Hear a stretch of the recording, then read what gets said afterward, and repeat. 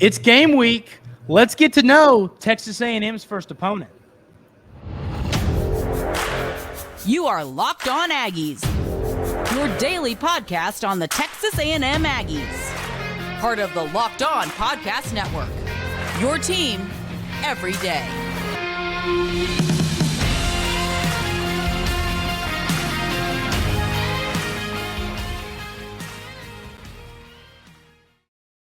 Welcome on into Locked On Aggies. I'm your host, Andrew Stefaniak. Thanks for making Locked On Aggies your first listen every single day. Today's episode is brought to you by LinkedIn. These days, every new potential hire can feel like a high-stakes wager for your small business. That's why LinkedIn Jobs helps you find the right people for your team faster and for free. Post your job for free at linkedin.com/lockedoncollege. Terms and conditions apply. Ladies and gentlemen, today we are joined by Roger Holien. Roger, thanks for being here, buddy. I appreciate you stopping on by. No, my pleasure. I thank you for having me. It's good to be on the show and talk about the game. I appreciate it. Yeah, so first thing we want to know, Aggie fans want to know, just give us a little overview of this New Mexico team. What should Aggie fans be expecting to see on Saturday?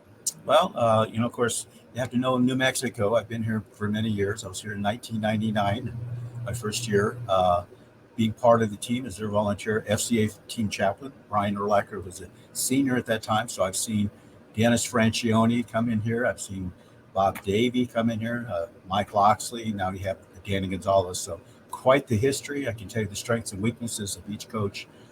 This team in general, it was kind of a big, typical transfer portal, 41 new transfers for New Mexico.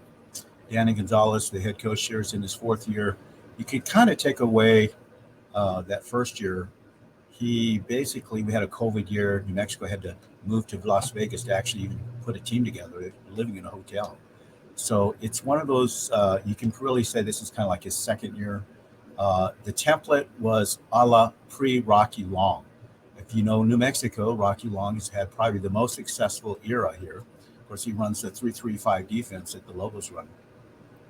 Rocky's a good friend of mine. He went out to Syracuse this year, had an opening there. Nebraska runs a 3-3-5. Tony White, who Danny Gonzalez, the head coach from New Mexico now, coached at ASU and San Diego State. So the opening was there. They want to know Rocky's defense. So you have Danny Gonzalez running this 3-3-5 defense. It's a mixed bag right now because you have a bunch of transfer portal guys, and that's kind of like the new era, transfer portal, AL. So you never know what you're going to get within the team. Fortunately, I've been out to practice, got to watch the team. Coach Gonzalez made a phenomenal hire with UAB offensive coordinator Brian Vincent, who had much success there at UAB. Actually came close to being the head coach there. My understanding is the entire team signed a waiver. They wanted to keep him there, but they ended up hiring somebody else. Danny Gonzalez got a hold of him, and he's at New Mexico. So New Mexico's offense has been nothing short than horrible the last couple of years. I know the Aggies struggled this year, but you're talking Southeast Conference versus Mountain West Conference. Big difference.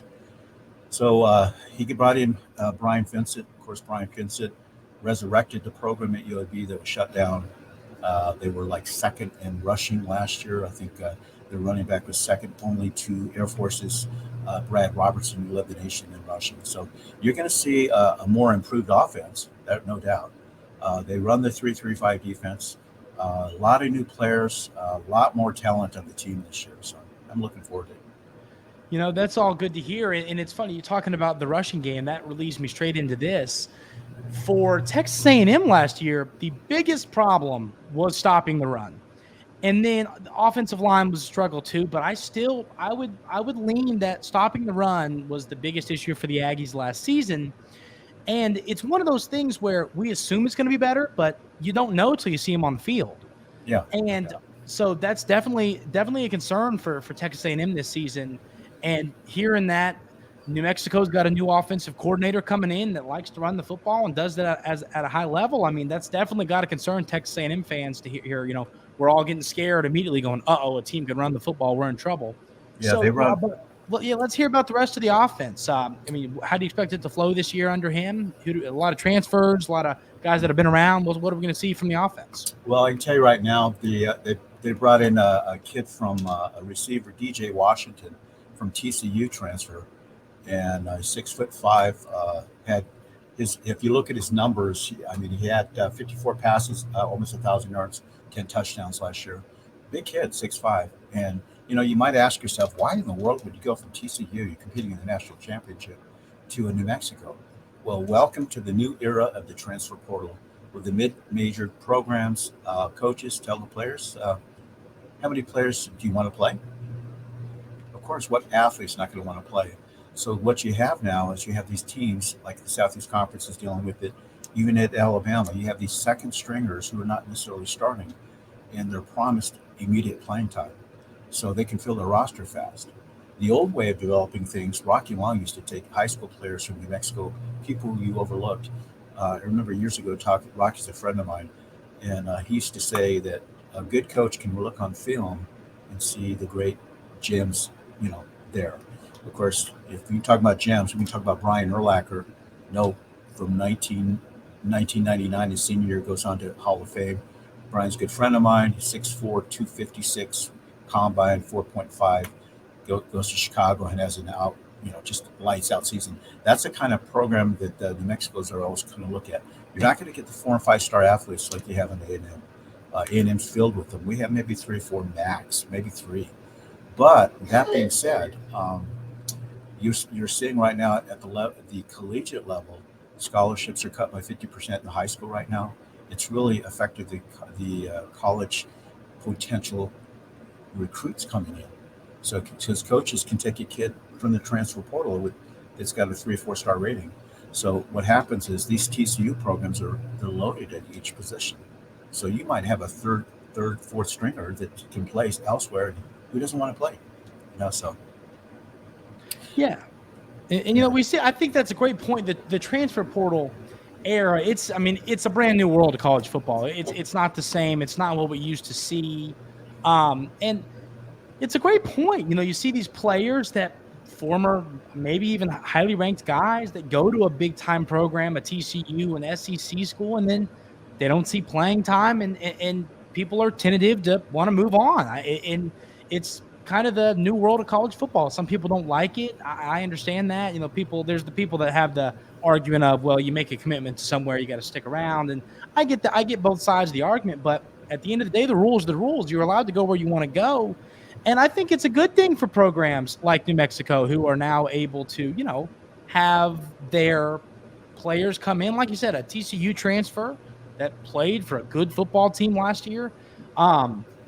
That's a really good thing to see. It's good to see a team like New Mexico get a player like that who fans can be excited about. So, Texas A&M has a lot. The secondary solid.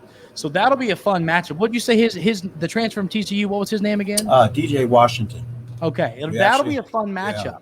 Yeah. It'll be a fun matchup to see him go at it with Texas A&M's, really strong secondary. It'll be fun to see those players going at it.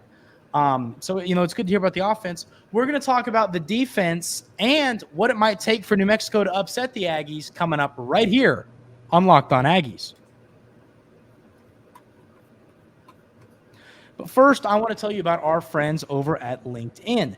These days, every new potential hire can feel like a high-stakes wager for your small business. You want to be 100% certain that you have access to the best qualified candidates available. That's why you have to check out LinkedIn Jobs. LinkedIn Jobs helps find the right people for your team faster and for free.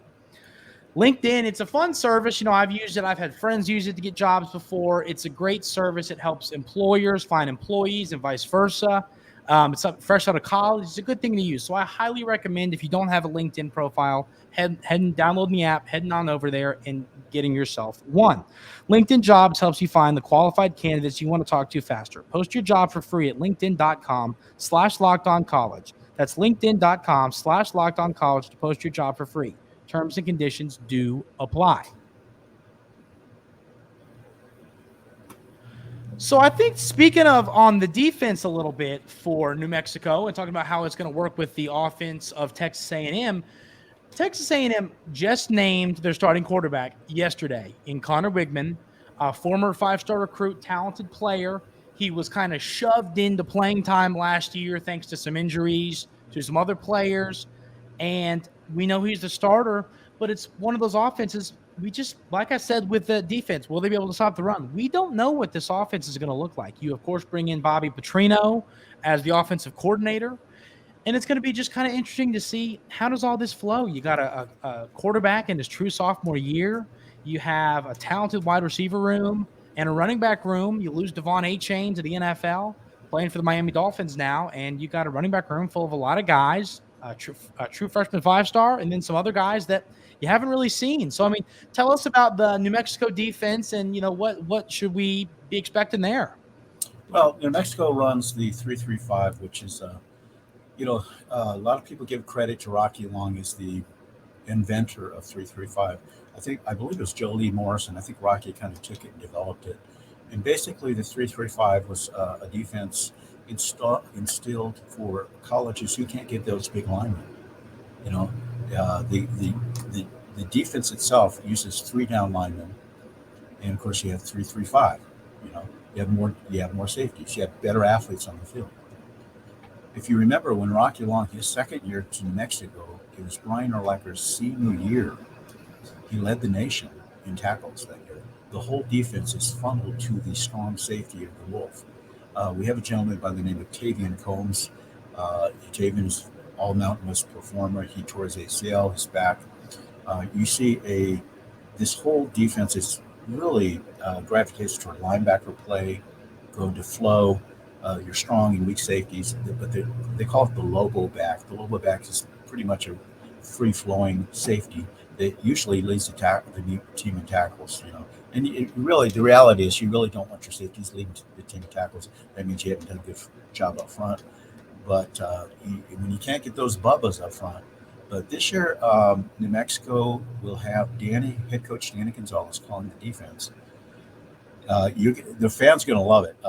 Well, they're going to love it if their quarterback gets sacked. They won't love it because they're at home. But they bring blitzes from all different angles, and they confuse the quarterback. For a young quarterback, it can be very confusing because you have a lot of blitzes and A gaps, the linebackers. They show you different looks. It's called pre-snaps, and it's all set out to disguise what they're doing. Good coordinator is going to see if they're in cover 1, cover 2, cover 3, whatever man coverage. But your corners are out on an island. That's the thing. You have to have great corners. And New Mexico has one of the better ones, Dante Martin. He's one of the shutdown corners that they have. This team is going to be interesting to watch because Danny is very aggressive, like Rocky Long. And it can be a feast or famine defense because you're going to get a lot of sacks, but you can also get you can get burnt too if you're not careful. Remember Mike Loxley was here. They used to run the inside screen against New Mexico, and that was always a tough one. They caught him on the blitz, and that's how it is. It's feast or famine with the blitz. But a lot of time it's more feast than famine. I'll give you an example. Rocky Long comes back from San Diego State. Of course, leaves New Mexico, all-time winningest coach. Huge mistake. New Mexico was set back probably 10 years. That was a huge error by the athletic director at the time to kind of encourage Rocky to bigger pastures, not realizing what he had. All of us media people knew what he had. He goes to San Diego State, becomes the all-time winningest coach in the history. I mean, think about that. He's the all-time winning kid in New Mexico and at San Diego State. They built a stadium, Snapdragon. And Rocky, they don't know Rocky. Let me give you an example. I just heard comments by Rocky. I guess winning 8 games is not good enough for the fans. And I knew when I heard that, I thought, okay, you better be careful here. What happens, Rocky ends up retiring. And sometimes fans get spoiled with wins versus the teams like the New Mexicos, where you're happy and blessed to get 7 or 8 wins. So anyway, they run that 3-3-5. You'll see a lot of aggression, a lot of D linemen, a lot of fresh rotation. We have some big linebackers. It should really help New Mexico. We'll see. It'll be interesting. It depends what kind of offensive linemen and what they're doing. If they're doing are they running the spread? Are they running 2 tight ends? I'm not sure what they run. I know Texas A&M struggled the last couple of years with their offense, big time. And even Eidelman is it the quarterback, Whiteman, excuse me. But man, they have look at the Amari Daniels, Levon Moss. They're loaded.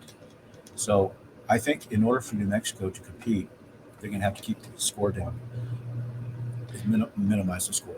Yeah, I think that's a great point.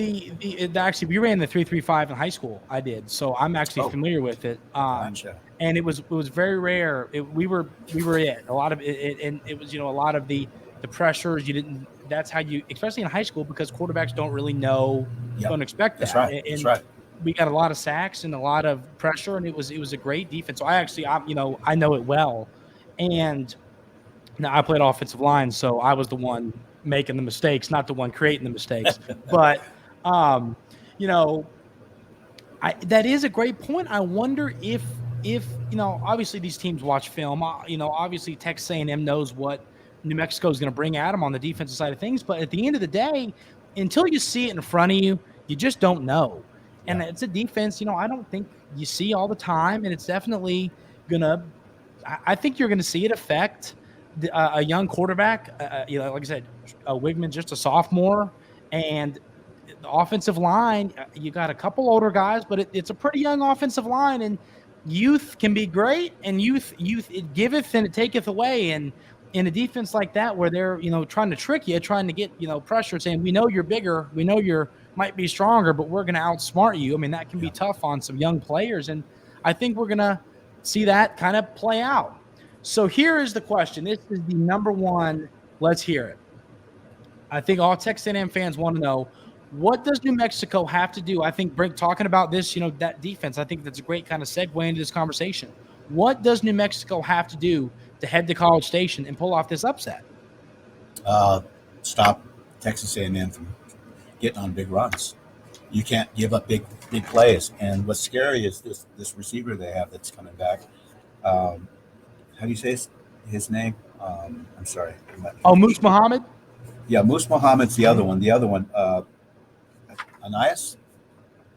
Yeah, Anias Smith, and then Evan Stewart, the five-star freshman. Yeah, Anias is kind of scary because I've seen film on him in open field. He's scary. He's got that eye of the tiger. I read an article. He's got that kill mentality. But that being said, they're still young athletes. You never know what they're going to do in the field. I think in order for New Mexico to pull the upset, and believe it or not, I've been on this part of this program as their team chaplain. My son played with Danny Gonzalez, head coach. They're good friends. I know Earl Ackers and I are close friends. In order for them, and I've seen upsets. The upsets that have happened with the 3-3-5 have been turning the ball over, sacks, minimizing the scoring, and keeping the score low. I don't think fans are going to be a little deceived by, man, New Mexico stinks on offense. Well, they did. They did. I mean, they were terrible. They're horrible. Our offensive line was terrible. That's why our quarterbacks were getting hurt. This isn't that same line. They finally got some big guys, over 300-pound linemen. Coach Cam has done a wonderful job. I've watched him. Actually, I was in practice today. He's screaming at his offensive lineman, and he's telling him, you have a 5-star guy in your face. He's going to be coming at you. Are you ready for it? I mean, he's just challenging these guys. So I saw a lot of the eye of the tiger. In order for New Mexico to win, they will have to minimize scoring. They will have to score. I think you're going to be shocked that the Lobos, this quarterback coming in, Dylan Hopkins, upset 13th ranked BYU 2021 in the Independence Bowl. If you want to watch who he is, Google LSU and UAB highlights, or LSU versus BYU highlights. He's 6'2", not a flashy guy. Oh my gosh, he has such poise as a quarterback under pressure. Can the Lobos protect him? If the Lobos can protect him in open holes, you can see some runs. This running team that they have now, they got his name is Ja'Cory Merritt. Ja'Cory Merritt is a transfer from Alabama State. I'm looking at my notes here. This kid had 210 carries, 23 receptions. He is 1,363 yards rushing. Coach Cam, who's the UAB, he came with Coach Bryant, said he's one of the best backs he's seen, and I've seen a lot of good backs. This kid came as a transfer, and let me tell you about the Lobo running backs. They have Christian Washington, who was all Mountain West. You saw one of his 99-yard quick returns. He's second string to this guy. So he's a big back. They list him at 5'11", 204, very physical. But the running back room is loaded for the Lobos this year. They have 2 Gatorade players of the year. And you're going to see Luke Weissong, number 15. He's a little Caucasian guy. He doesn't look like much. Well, he's the fastest man in New Mexico. If he gets in the open field, you're not going to catch him. He runs a 10 flat, 100. His brother Evan is a freshman here, but he literally was the only guy that the opponents could key on last year because that's all they had. Well, they have 2 TCU transfers, and they have this kid. So it's going to be a fun game to watch. I don't think you're going to see. I think the over/under. I think it's like with 38 points, but I think it's going to be. I think the Lobos going to score more than 5 points at because they're basing it on history, and that's with the transfers. It's hard. I gave you an example. Blake Anderson, Utah State, his first year went transfer. Danny Gonzalez waited a year. Blake was coach of the year, won the Mountain West Championship because he went right to the transfer portal and he just packed in his team. So it's going to be fun. I'm hoping, of course, I'm a Lobo fan, been a Lobo chaplain, father. I don't hope it's a blowout, but we need to get in this young guy's head a little bit because I've seen him play, and I think they pulled him right. I mean, they blew out New Mexico 34-0. I think last time they played. We've never beaten Texas A&M. This is a classic David and Goliath matchup if you look on paper. But you and I both know they're young athletes, and it's not David and Goliath. It's you have to play almost a perfect game. New Mexico has to be smart in order to compete against this team. If they get on long runs, it's going to be over fast. Yep. Yeah, I agree with you. Well, we're going to talk about – I want to talk a little bit about what you talked about with the running game, and we'll discuss that coming up right here on Locked On Aggies.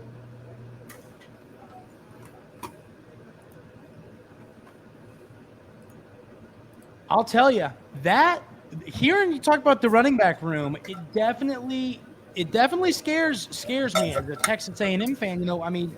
I discussed it. That is the biggest question mark, I think, for this team. You could argue that the quarterback, what's Connor Wigman going to do? How's the offensive line going to be? But at the end of the day, will you be able to stop the run is, one of the biggest question marks. And for a team like Texas A&M, when you're trying to prepare for SEC, you got to think about, you have to be able to stop New Mexico's running backs. If you can't do that, what's this season going to look like? So it'll definitely be an interesting test to see these running backs going against the Texas A&M defensive linebacker room. And like you said, there's a good mix of bigger guys, strong guys, small, quick guys. So it's a good mix of running backs, and that'll be another thing to write down. Note that, can Texas A&M stop the run, or is New Mexico going to just be able to run the ball all over them? That'll be a fun one. I guess my last question here is, obviously New Mexico's played in some crazy environments before. Kyle Field has one of the biggest capacities in college football. How do you think the team, being around the team, how do you think they're going to handle it? Well, that'll be interesting, to say the least. I watched the Lobos, and I was there back when Mike Loxley was head coach. And Glover Quinn, who played safety for New Mexico, ended up playing in the NFL. Glover was there. Glover lives down in Houston area, so we'll have a lot of Lobos come up and watch the team. That'll be interesting to see. You can't allow the crowd to get to you. New Mexico's preparing for the crowd. Every coach does that. They play the volume and the whole bit. But you don't know how the kids are going to approach that.